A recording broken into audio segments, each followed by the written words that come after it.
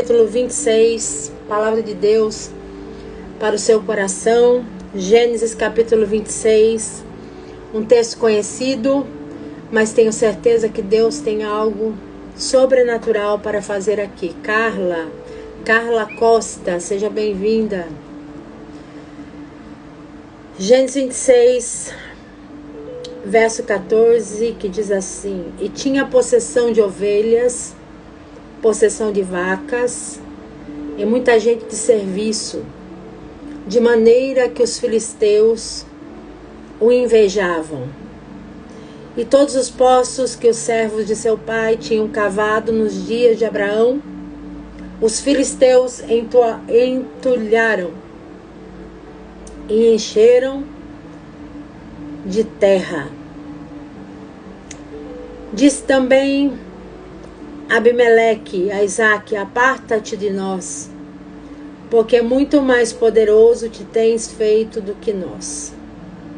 Então Isaque foi-se dali e fez o seu assento no vale de Gerar, e habitou ali.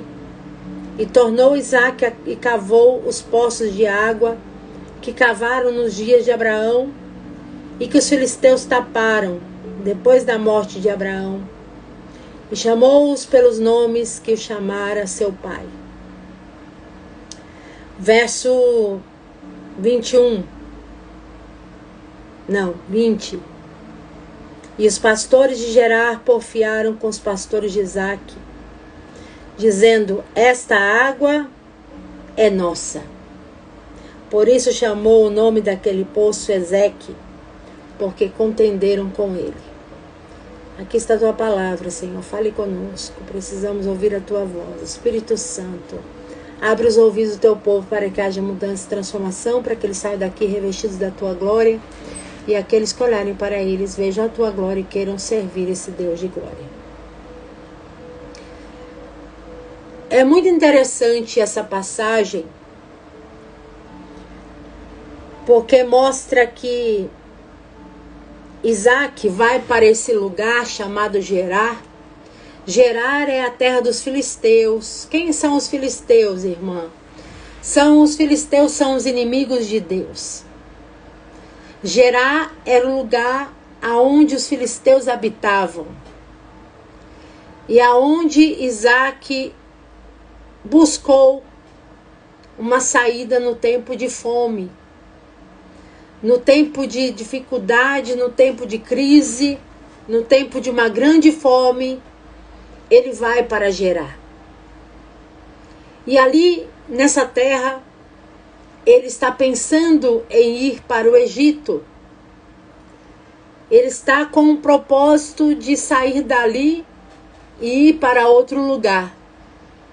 Sabe quando você reúne a sua família e você pensa: olha, quem sabe, vamos viver em tal lugar, vamos buscar melhorar em tal país, em tal estado, em tal cidade.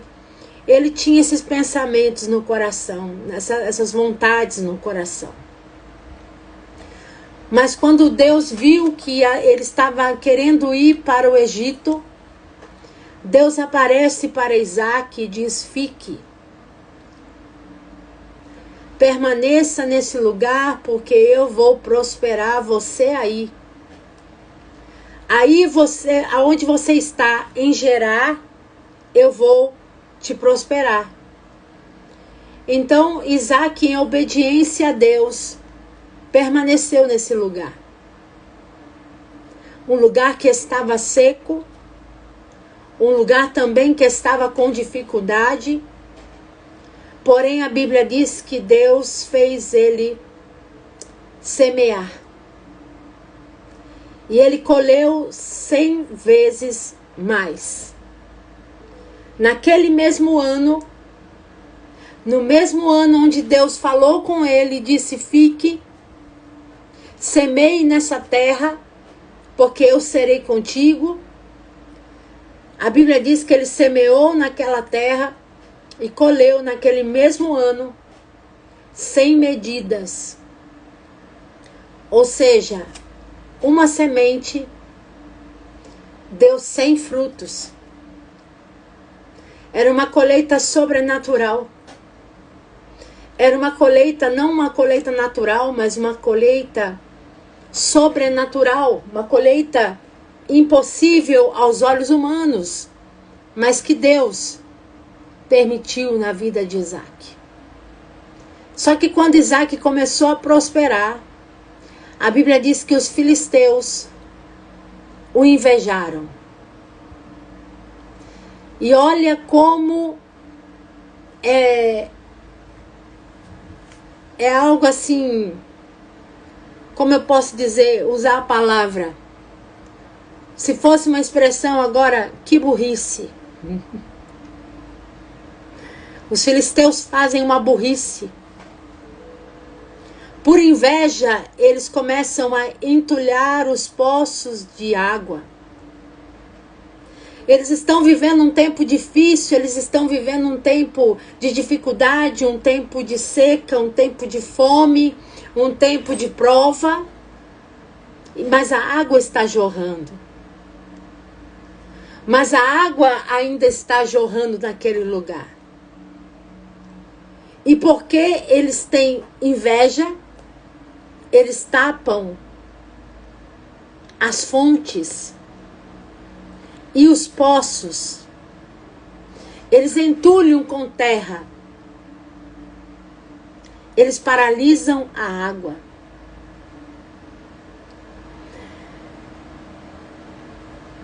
Só que Deus permite uma contenda que faz Isaac sair daquele lugar. Afinal, não tinha mais nada para Isaac ali. Se eles mesmos cavaram os poços, entulharam os poços, aquele lugar provavelmente ficaria seco. E sabe o que o Espírito Santo falou ao meu coração? É que quem entulha poços fica na sequidão. Quem entulha poços por inveja acaba colhendo sequidão, falta de água, escassez, porque Isaac não ficou lá. Isaac desceu para o vale. Eu quero que você entenda a profundidade dessa palavra, porque é uma revelação do céu. Eu recebi essa palavra hoje. Eu nunca preguei essa palavra desse jeito. É o primeiro dia que eu recebo essa palavra dessa maneira. Aí quando Isaac desce para o vale, ali no vale já tinha água escondida. Já tinha uma reserva de água para Isaac. Sabe o que Deus está dizendo? Não importa para onde te mandarem, te lançarem, te levarem, ou até te tocarem daí, não sei. Pode ficar tranquilo, porque já existem reservas de água. Água simboliza vida. Água simboliza esperança. Água simboliza que não vai haver morte. Água simboliza que vai semear e vai colher. Onde tem água tem vida. Onde tem água tem fruto. Onde tem água as coisas produzem. Aonde tem água tem colheita. Aleluia. O vale se encheu de água. O vale já tinha água escondida. A água não estava jorrando. A água lá, o vale estava seco. Quando Isaac vai para o vale, preste atenção. Ele vai para um vale seco. Ele vai para um lugar seco. Aos olhos humanos não tinha nada no vale. O vale estava seco, era só terra, só deserto. Mas quando ele chega no vale, ele sabe onde estão os poços. Ele sabe exatamente aonde tem a água. Ele cava e encontra água. Ele cava e a água jorra. Aleluia. Ele cava e a vida começa a fluir no vale. Mas sabe o que é mais ainda interessante nessa história? É que aqueles que entulharam, aqueles que secaram o lugar lá, né? Que ficou lá, aqueles filisteus que entulharam os poços de Isaac, onde Isaac estava em Gerar, agora estão no vale, querendo beber da água do vale. Deus está falando com alguém. Agora está querendo brigar por causa da água. Tinha água lá em cima, sabe? Tinha água lá na cidade. Tinha água, mas eles mesmo entulharam. E agora eles descem para o vale para beber da água que está no vale. Porque Isaac está no vale. Sabe o que simboliza isso? Quem briga, briga. Um dia desce. Quem briga, briga. Quem contenda, quem inveja, quem... Tem que dar glória nessa história, não tem? Se você está entendendo o que eu estou pregando, eu estou tentando explicar para você a profundidade dessa palavra. Quem entulhou a água, agora quer água. Quem tapou a fonte, agora quer fonte. Quem fez de tudo para brigar, para arrumar confusão, para contender, para tirar do lugar, agora está lá no vale, querendo brigar por causa da água. Mas o interessante é que Isaac sabe aonde tem mais água. Isaac, por onde anda, inunda o lugar. Porque antes dele, teve alguém que já cavou. Antes de Isaac chegar no vale, Abraão já havia cavado aquele poço. O lugar já estava preparado. Deus nunca vai te levar para um lugar que você vai morrer. Deus nunca vai te colocar no lugar e te mandar aí a algum lugar que não vai ter solução para você. Se você está ouvindo a voz de Deus, se você está na direção de Deus, se Deus está dizendo vá, é porque Ele já tem o campo preparado, Ele já tem o lugar preparado, Ele já tem tudo pronto para você. Ele não vai te colocar no lugar que Ele não tem nada. Ele levou o povo lá no deserto, mas Ele sabia que embaixo do mar havia uma estrada. Ele sabia, ele já tinha um escape, ele já tinha uma solução. Se você está num beco sem saída, se você está vivendo um momento difícil hoje, fique em paz, porque Deus, ele sabe aonde está a solução. Jeremias caiu no poço. Jeremias foi lançado no poço. Jeremias era um profeta e ele foi lançado no poço. Mas o poço tinha lama. O poço estava afofado. Oh, glória! O poço já estava preparado para receber o profeta. Oh, aleluia! O poço já estava preparado, já estava vazio de água. Não havia água no poço. E também não estava seco. Estava com lama. Estava úmido, afofado para não machucar o profeta.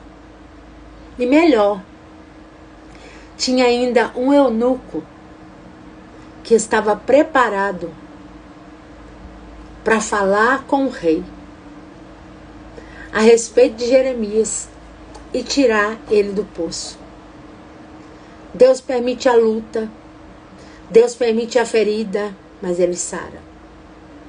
Deus permite sim muitas coisas que aconteçam na nossa vida.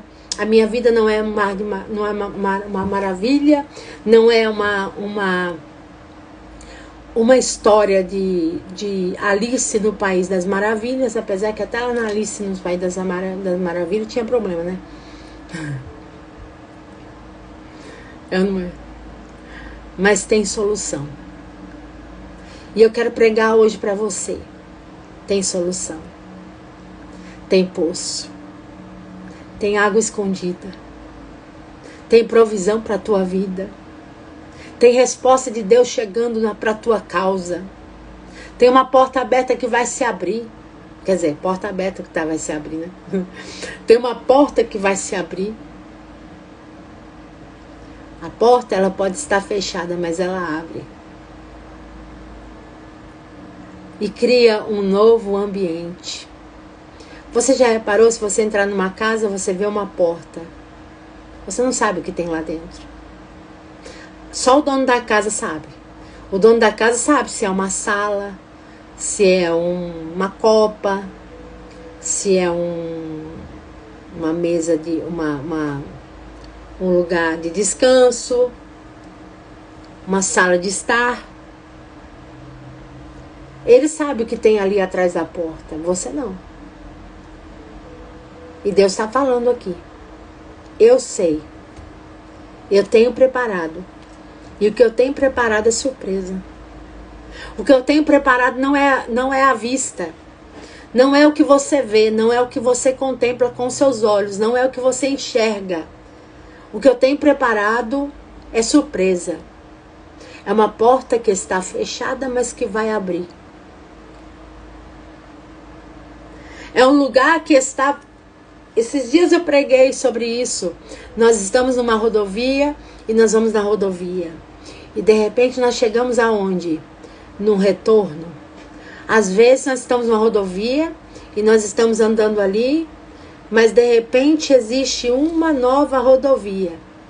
Dali você sai em outra rodovia. Dali você faz um retorno e sai em outro lugar. E vai em destino a outro lugar. E vai em direção ao novo de Deus. Muitas vezes tem um desvio. Não é? Às vezes tem um desvio que Deus faz. Você não está entendendo. Por que eu estou indo por aqui? Mas o final, né? Quando é um lugar está sendo...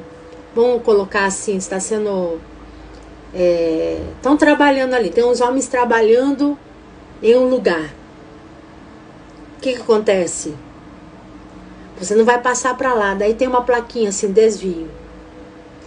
Desvio. Daí você vai dar uma volta por uns lugares que você nunca viu.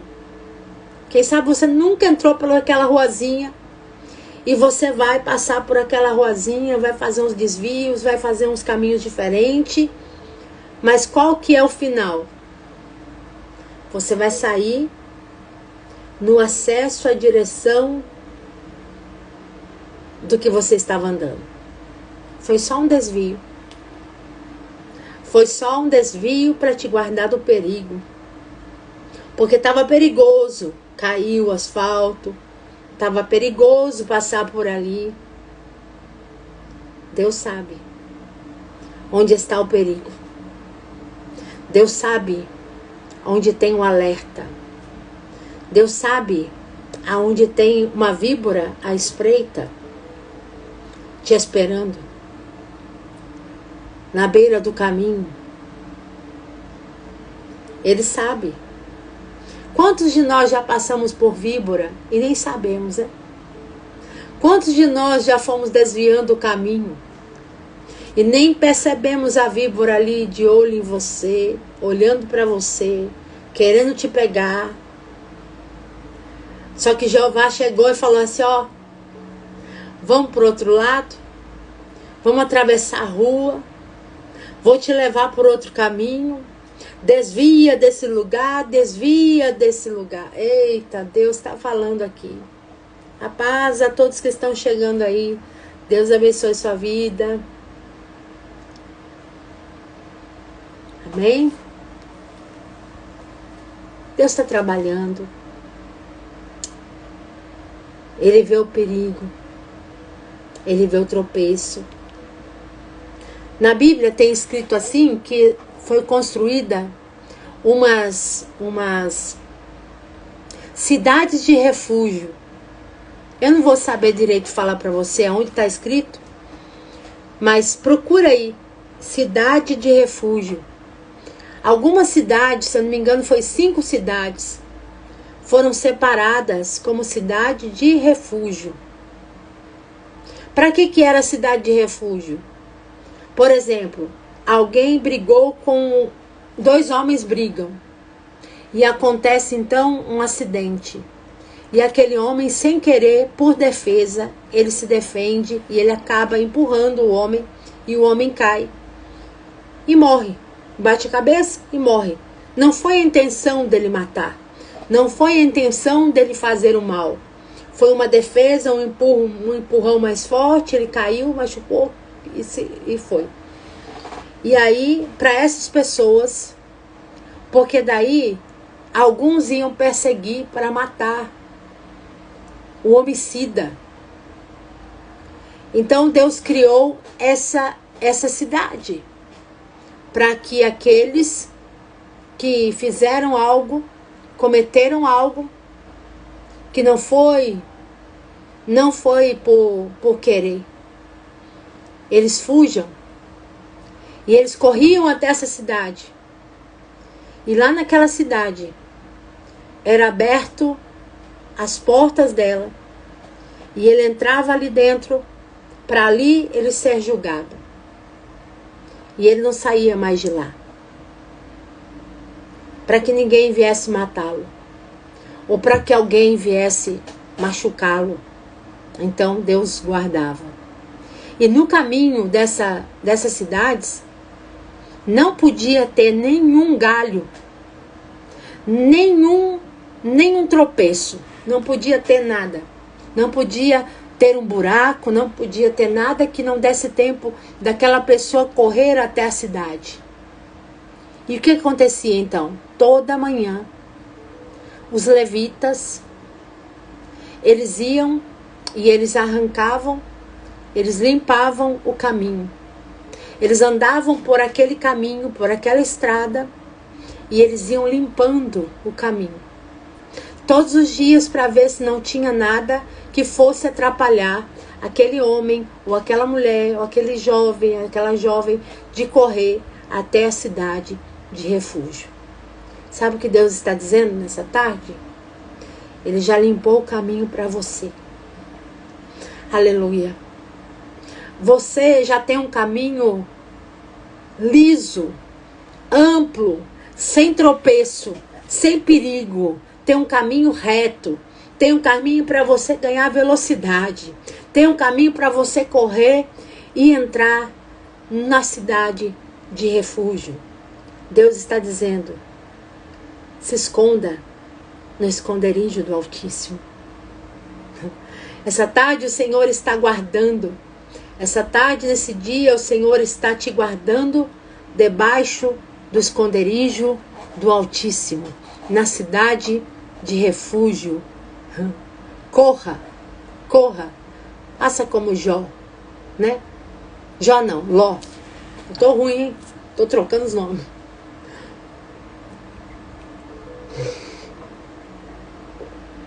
É a idade, né? O meu netinho menor chama Pedro e o maior chama Mateus. E eu chamo ele de Teus, né?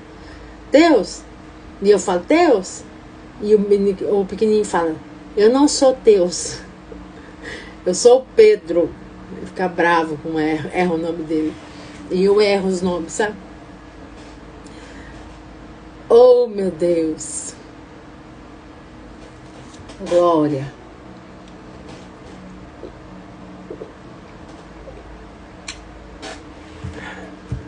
O que eu tava falando? Nem sei, perdi agora. Deus tem um caminho liso, caminho reto. Tem uma fuga para você. Deus já limpou o caminho, a gente vai andando. Ele vai conosco, abrindo o caminho. Ele tem um lugar seguro para nós. Aleluia. Eu nem sei o que eu ia falar. Acho que não é para falar mais não. Perdi o meado aqui, né? de Ló. É isso aí, a Juliana tá prestando atenção. Ló, eu falei Jó, né? Ló, o Senhor disse assim: fuja, não olhe para trás, mira para frente, segue para aquela cidade, corre, escapa-te pela tua vida. Escapa-te pela tua vida. Mas aí a mulher de Ló olhou para trás. E o que aconteceu com ela? Ela virou uma estátua de sal. Ela se tornou uma estátua de sal. E Ló, quando ele diz assim, ele olha para a cidade, ele olha para a montanha e ele diz: eu não vou conseguir fugir até lá. Eu não vou começar, não vou alcançar, eu não vou conseguir correr até lá. Aí ele diz: me deixa ir para aquela cidadezinha ali, me deixa ir para lá. Era uma cidade que estava mais próximo. Me deixa entrar lá. Aí o anjo disse: vá então. Vá. E ali então ele corre para aquela cidade. E a Bíblia diz que por causa da presença de Ló, aquela cidade não foi queimada.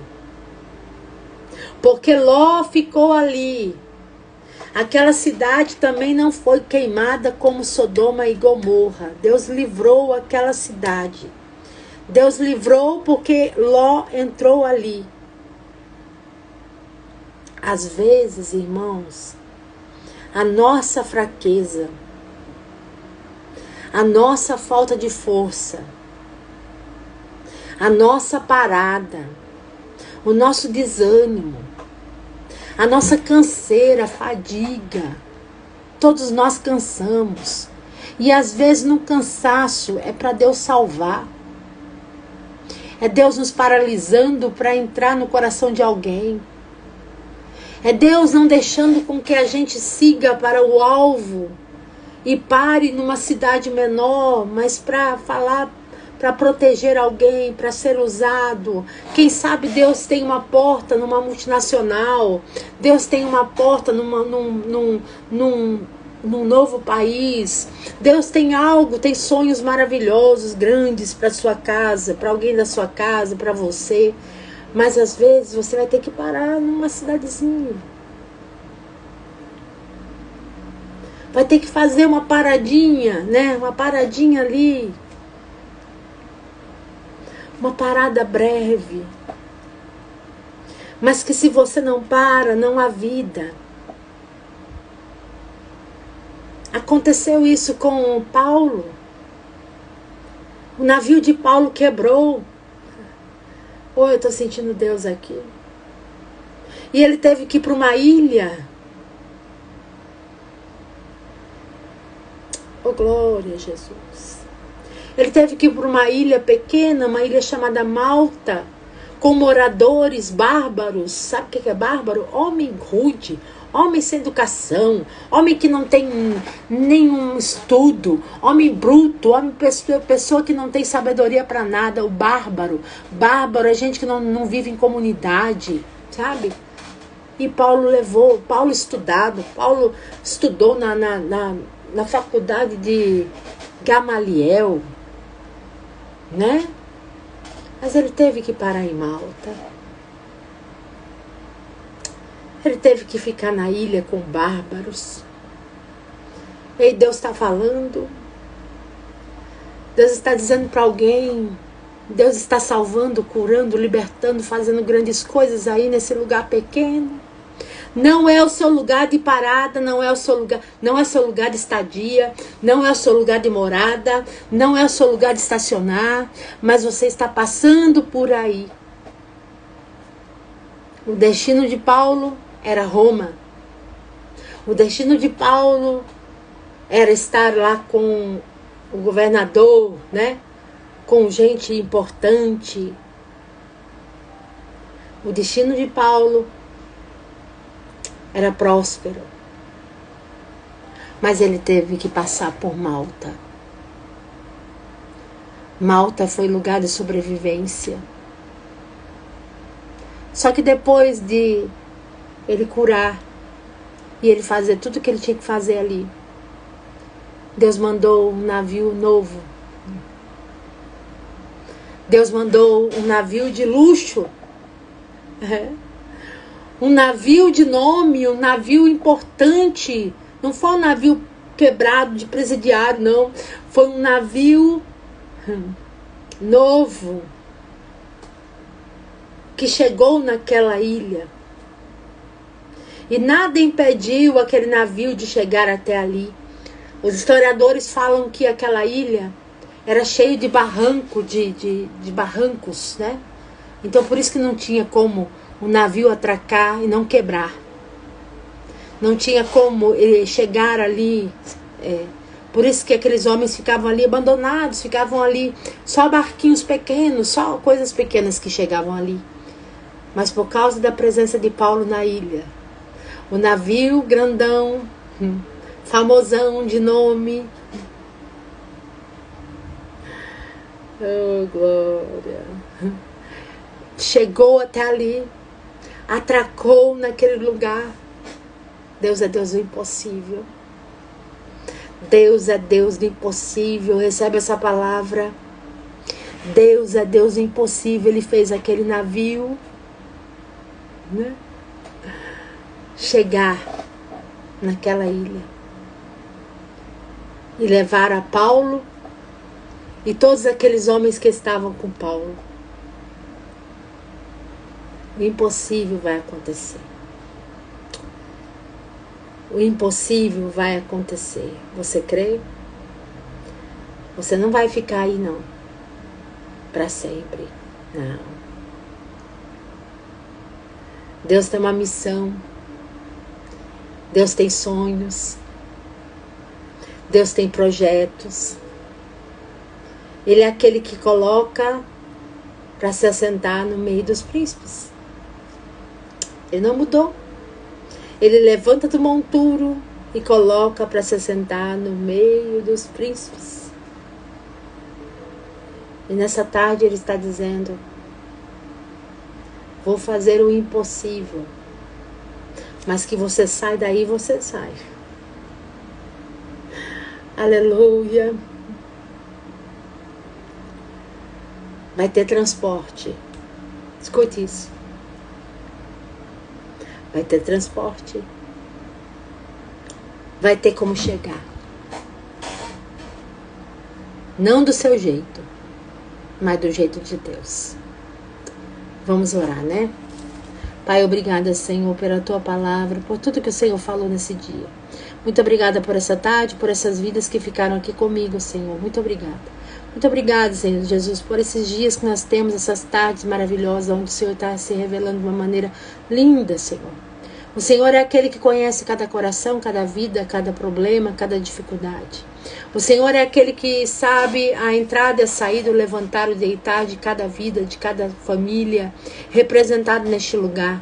Cada dificuldade, aqueles que precisam de uma cura, de um milagre, aqueles que precisam de uma resposta, de um problema financeiro, aqueles que precisam de uma solução no casamento, na vida dos filhos, na sua mente, uma libertação na mente, uma libertação, a paz que excede todo entendimento o Senhor tem, que eles possam dormir tranquilo, que eles possam confiar em Ti, que eles possam esperar em Ti, que eles possam, Senhor, viver milagres, que o Senhor venha limpar o caminho, o Senhor já está preparando o caminho, o Senhor já tem uma rota